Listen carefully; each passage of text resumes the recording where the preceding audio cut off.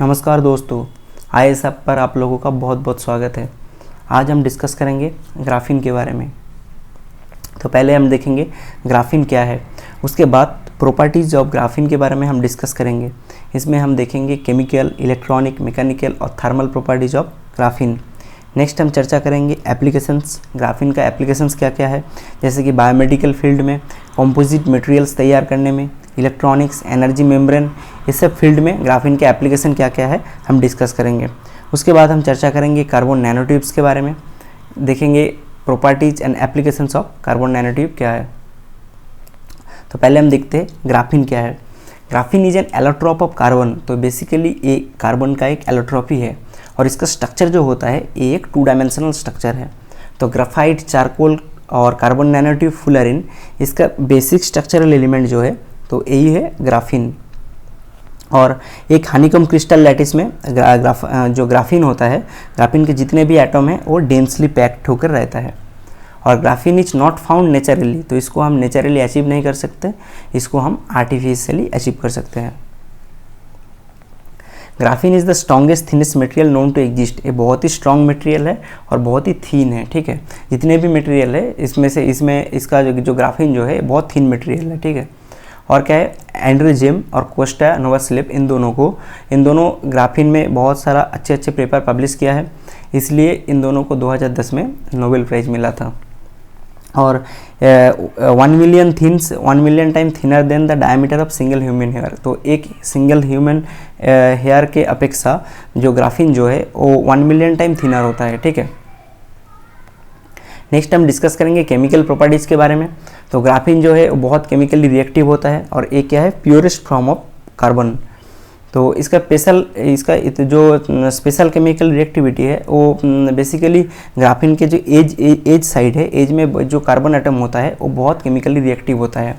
और graphene Burns at high temperature. तो graphene को बर्न करने में बहुत ज़्यादा टेम्परेचर लगता है। तो अभी ग्राफीन को क्या किया जा रहा है, अभी ग्राफीन को मॉडिफाई किया जा रहा है, उसमें oxygen functional group, nitrogen functional group, ये सब फंक्शनल ग्रुप डाल के ग्राफीन को अभी मॉडिफाई किया जा रहा है। नेक्स्ट हम डिस्कस करेंगे इलेक्ट्रॉनिक प्रॉपर्टीज ऑफ ग्राफीन। तो it is a zero overlap semi metal. तो जीरो ओवरलैप सेमी मेटल क्यों है, क्योंकि यहाँ पे both hole and electron charge carrier, तो यहाँ पे इलेक्ट्रॉन एंड होल दोनों ही चार्ज कैरियर है, इसलिए इसको जीरो ओवरलैप सेमी मेटल कहा जाता है।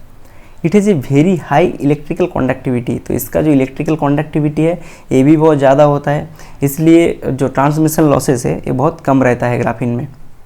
The electron level through graphene are more freely. तो जितने भी इलेक्ट्रॉन है ग्राफीन के अंदर वो फ्रीली चार्ज कैरी कर सकते हैं, ठीक है। नेक्स्ट हम डिस्कस करेंगे मैकेनिकल प्रॉपर्टीज़ के बारे में। तो ग्राफीन का जो स्ट्रेंथ है, मतलब जो भी स्ट्रेंथ है ग्राफीन में, वो कैलकुलेट करने के लिए हम एटॉमिक फोर्स माइक्रोस्कोपी करते हैं, ठीक है। तो इसको बेसिकली एएफएम कहा जाता है। तो एएफएम टेक्निक इस्तेमाल करके हम ग्राफीन का मैकेनिकल स्ट्रेंथ डिटरमाइन कर सकते हैं।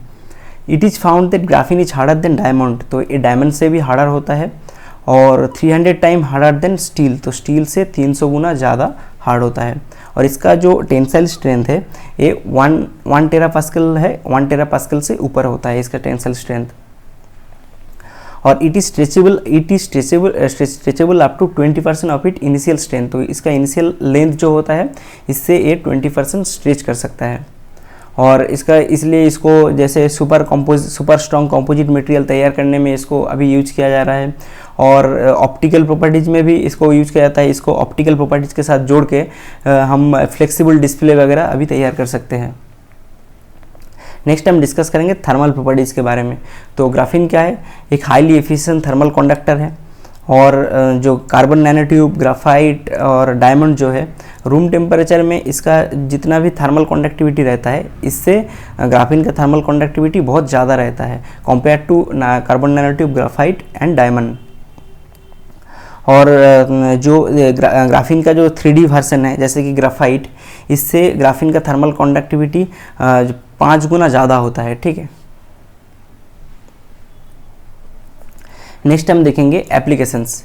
एप्लीकेशन क्या है, अभी ग्राफीन उतना लार्ज स्केल में यूज नहीं हो रहा है, अभी तो प्रोपोज किया जा रहा है कि जो भी एप्लीकेशन है ग्राफीन के वो अभी प्रोपोज किया जा रहा है। तो कौन कौन सा फील्ड में प्रोपोज किया जा रहा है, जैसे कि अब इलेक्ट्रॉनिक्स, बायोलॉजिकल इंजीनियरिंग, और क्या है स्ट्रॉन्ग कंपोजिट मटेरियल तैयार करने में, और फोटोवोल्टिक जो सेल है वो भी तैयार करने में, ठीक है, एनर्जी स्टोरेज करने के लिए जो इसका जो एप्लीकेशन अभी प्रोपोज किया जा रहा है।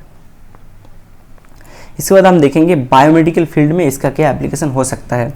तो ग्राफीन बेसिकली एक वर्सेटाइल मटेरियल है, इसको हम टारगेटेड ड्रग डिलीवरी फील्ड में हम यूज कर सकते हैं। तो यहाँ पे बेसिकली ग्राफीन को एक नैनो पार्टिकल की तरह यूज किया जाता है।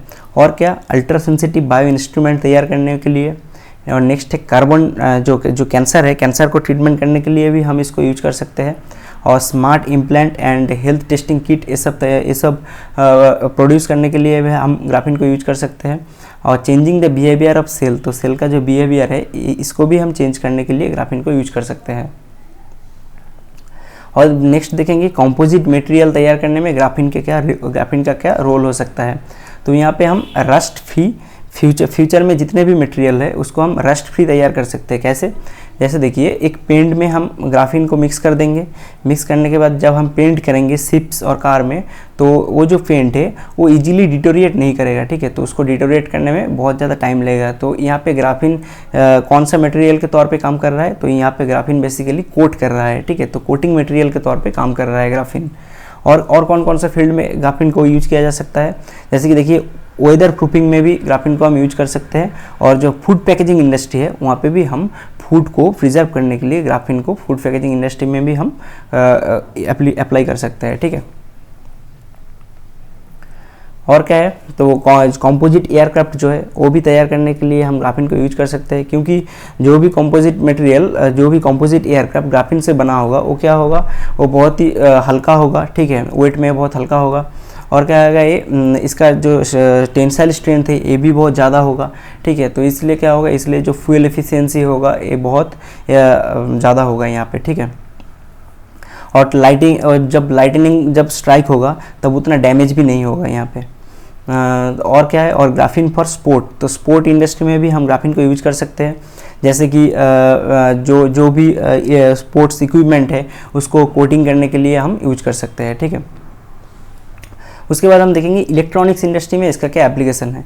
जैसे कि देखिए ग्राफीन को जैसे फ़ोन, टैबलेट, इसका जो टच स्क्रीन तैयार करने के लिए हम ग्राफीन को यूज कर सकते हैं, ठीक है।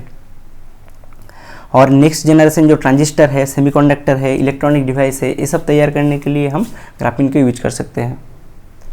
और क्या है, तो ग्राफीन बेस्ड जो ट्रांजिस्टर होता है तो उसका साइज़ भी बहुत स्मॉल होगा। तो नॉर्मल अभी जो ट्रांजिस्टर है उसमें बेसिकली सिलिकॉन यूज किया जाता है, ठीक है, तो ग्राफीन बेस्ड ट्रांजिस्टर का साइज़ भी बहुत स्मॉल होगा और उसका जो ये मतलब स्टोरेज कैपेसिटी है वो भी बहुत ज़्यादा होगा यहाँ पे।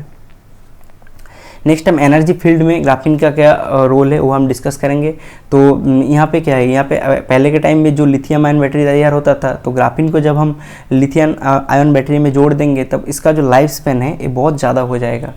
और क्या है, सुपर कैपेसिटर बिल्ड करने के लिए हम ग्राफीन को यूज कर सकते हैं। जैसे कि जब अब नॉर्मल जो सुपर कैपेसिटर है इनमें उतना चार्ज नहीं रहता है जितने कि जब हम ग्राफीन को as a super capacitor use करेंगे तब इसका जो चार्ज कैरिंग कैपेसिटी है ये बहुत ज़्यादा हो जाएगा, ठीक है। और क्या है, सोलर सेल में भी हम यूज कर सकते हैं। सोलर सेल में अभी तो ग्राफीन यूज किया जा रहा है और इथेनॉल डिस्टिलेशन फील्ड में भी हम यूज कर सकते हैं, क्योंकि एक वाटर और एक इथेनॉल का जो मिक्सचर होता है इसको हम graphene as a nano particle use करके हम डिस्टिलेशन कर सकते हैं। Thank you for the lesson.